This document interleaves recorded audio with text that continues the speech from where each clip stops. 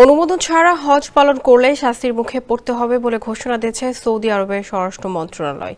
এমনকি যারা এতে সহযোগিতা করবে তাদের বিরুদ্ধেও না হবে কঠোর ব্যবস্থা।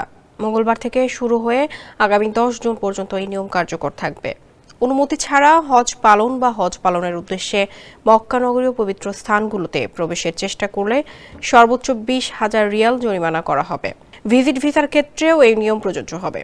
এছাড়া হজ পালনের অনুমতি নেই এমন ব্যক্তিদের জন্য যারা ভিসার আবেদন করবেন বা তাদের পরিবহন, আশ্রয় বা সহায়তা করবেন, তাদের ক্ষেত্রে সর্বোচ্চ 1 লাখ রিয়াল পর্যন্ত জরিমানা হতে পারে।